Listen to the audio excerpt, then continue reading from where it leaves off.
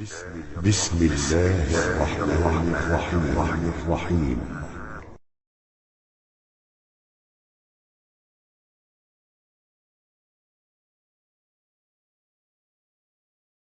terima. Dan kadang-kadang mereka itu lebih fasih nuduh kita Wahabi. Malah ada sebagian ikhwan yang dituduh Wahabi. Ikhwan itu nggak tahu apa itu Wahabi. Lah kok bapak lebih tahu? Jangan-jangan bapak yang Wahabi. Itu kan lucu. Iya. Saya nggak tahu Pak Wahabi itu apa. Tapi bapak kok lebih pinter. Jangan-jangan bapak ini yang Wahabi. Ini. Memang ada watak kebatilan dan pengikut kebatilan. Kalau bisa kebenaran itu nggak jelas, itu satu. Kalau sudah jelas pun dibikin kalau bisa nggak jelas. Nah, itu, iya. Aneh. Apa salahnya kita dituduh Wahabi menjelaskan? Salahnya di mana? Nggak ada yang salah kan? Jadi hadirin sekalian, kita lanjut kembali. Watak kebatilan dan orang-orang batil, dengar antum, itu selalu mempengin kebenaran itu nggak jelas. Kalau seandainya kebenaran itu dijelaskan, dia nggak terima. Itu aneh. Contoh hadirin sekalian, mereka tidak paham tentang Wahabi. Pahamannya cuma nuduh. Wahabi itu kalau di Jawa Timur cirinya 3. 1, melarang rokok. Itu. Jadi siapa saja yang melarang rokok langsung Wahabi. Nah, itu. Ini kan nggak benar. Dokter pun melarang rokok. Dinkes pun melarang merokok. Bahkan majelis ulama pun mengeluarkan fatwa haramnya merokok. Pabrik rokok pun mengatakan merokok membunuhmu. Wahabi semua dong. Jadi MUI Wahabi, dokter Wahabi, terus siapa lagi? Dinkes Wahabi, pabrik rokok Wahabi. Ini nggak lucu Pak, definisi seperti ini. Dan nggak boleh dilanjutkan, makanya kita jelaskan. Dan sebetulnya siapa yang dimaksudkan oleh Wahabi? Oke. Tuduhan yang kedua, Wahabi itu katanya melarang ziarah kubur. Maksudnya ziarah kubur yang syirik, ziarah kubur yang bid'ah, ziarah kubur yang sekarang ini menentang, melanggar syariat. Secara dasar ziarah kubur itu adalah dianjurkan. Zurul kubur fa innaha tudzakirul akhirah. Ziarahlah kubur karena itu mengingatkan kita ke akhirat. Cuman kalau sekarang syaddur rihal, tur perjalanan di dalam rangka untuk ibadah mengunjungi situs-situs Wali Songo itu jelas tidak diperbolehkan. Itu yang kita jelaskan. Ya. Karena Rasulullah SAW mengatakan, la tushaddur rihal illa ila salasati masajid. Tidak boleh mengadakan tur perjalanan ibadah kecuali ke 3 masjid. Masjidil Haram, Masjidil Nabawi, Masjidil Aqsa. Ini. Dan fakta berbicara Pak. Bagaimana mereka melakukan kesyirikan di sekitar kuburan. Bagaimana sekarang mengkultuskan wali-wali yang ada di kuburan. Bahkan mereka lebih hebat ketika meninggal dunia daripada dia itu masih hidup. Ya, dengar nggak yang saya sampaikan ini? Bisa didengar? Oke. Oleh karena itu hadirin sekalian yang dirahmati oleh Allah Subhanahu wa taala, kita akan sampaikan tuduhan yang ketiga, anti tradisi. Ini. Jadi ciri-ciri Wahabi itu melarang rokok, anti ziarah Wali Songo, anti tradisi. Kalau masalah tradisi, tradisi yang mana? Kalau tradisi itu sesuai dengan Islam, tradisi bertamu, silahkan, nggak ada masalah. Tradisi gotong royong, silahkan, bagus. Karena wa ta'awanu 'alal birri wa taqwa wa la ta'awanu 'alal ismi wal 'udwan. Tapi gotong royongnya jangan sampai apa? Jangan sampai menjurus kepada yang haram. Gotong royong mindahin kotak wayang kulit. Gotong royong untuk mensukseskan konser. Gotong royong untuk mendatangkan bidu wanita. Ini enggak benar. Gotong royong di dalam masalah hal-hal yang positif. Tradisi bertamu, tradisi gotong royong, tradisi tolong menolong, silakan. Tradisi jaga malam di kampung, kebersihan, silakan. Tradisi yang mana? Kalau sekarang kita disuruh membenarkan tradisi-tradisi yang berbau syirik, yang berbau bid'ah, ini bertentangan dengan Islam.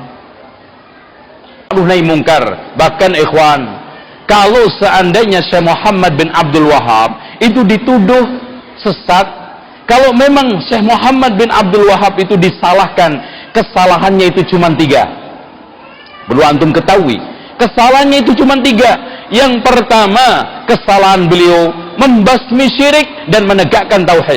Itu kesalahan yang paling fatal. Ya. Jadi kesalahan Syekh Muhammad bin Abdul Wahab dianggap oleh lawan-lawannya yang paling fatal adalah Syekh Muhammad bin Abdul Wahab membasmi syirik dan menegakkan tauhid. Ini kesalahan yang pertama, antum catat. Dan antum dengarkan saja. Ujung-ujungnya mereka itu kan risih karena kesyirikannya terusik. Risih mereka sekarang hal-hal yang kaitannya dengan persembahan kepada selain Allah itu terganggu.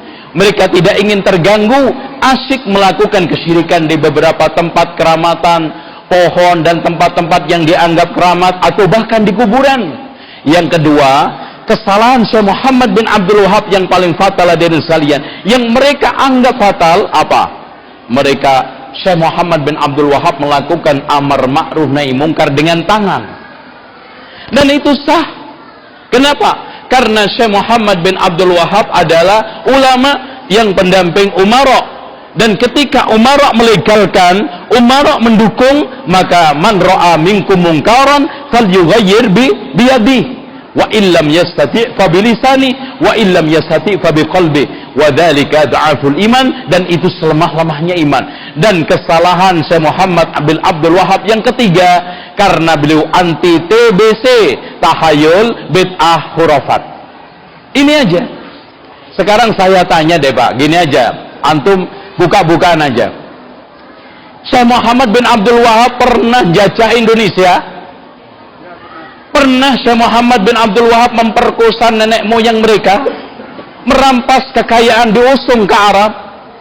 Ataukah mereka pernah dicita oleh Syekh Muhammad bin Abdul Wahab? Wallahi ya ikhwan, sampai sekarang tidak pernah ada urusan pribadi dengan Syekh Muhammad bin Abdul Wahab. Bahkan mereka ada yang tidak kenal sama sekali. Kenapa terus menyerang? Karena masalah sentimen, karena mereka risih, karena mereka tidak setuju Syekh Muhammad melakukan 3 hal tersebut. Makanya cukup aneh, dan ini harus diwaspadai kepada seluruh umat Islam. Mas, yang jajah Belanda, yang dimusuhi Arab, itu masuk akal nggak?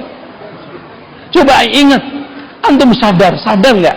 Tolong, sekarang Arab itu nyakitin apa sama antum? Belanda menjajah Indonesia itu 350 tahun. Portugis menjajah kita hampir 50 sampai 75 tahun.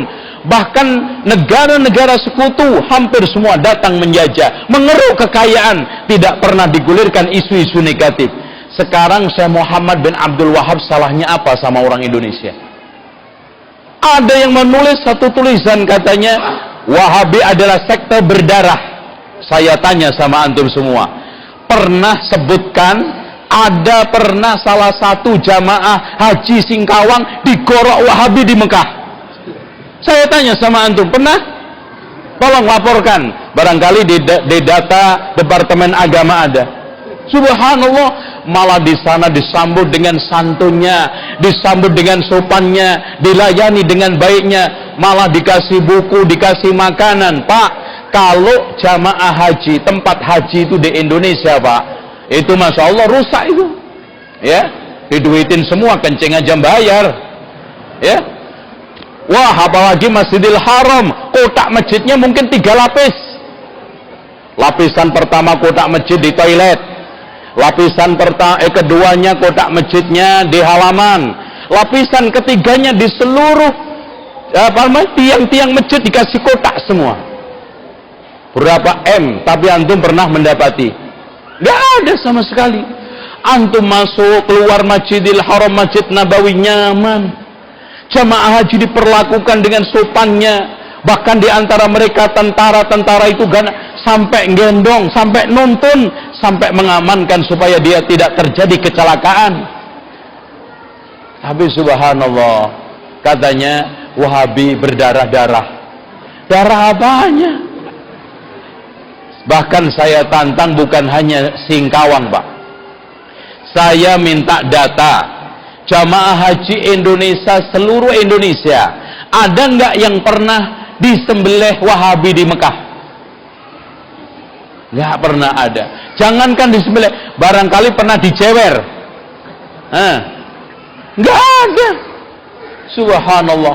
Sementara Belanda, Pak, membunuh berapa ribu nenek moyang kita, yang sekarang mereka dipekerjakan oleh Dendles ketika membuat jalan Panarukan sampai mana? Itu berapa ribu? Belum lagi kultur stelsel, tanam paksa, berapa ribu? Mereka dipekerjakan di kebun-kebun 1 bulan 200 jam tanpa upah. Kenapa mereka tidak dituduh berdarah-darah, sekte yang sangat sadis dan yang lainnya? Malah mereka itu akrab-akraban. Ini berarti, maaf, di balik anti Wahabi, anti Islam murni, di balik sekarang anti Arab, di situ ada keinginan untuk melumatkan, untuk menyingkirkan ajaran Islam yang murni. Ini harus kita waspadai.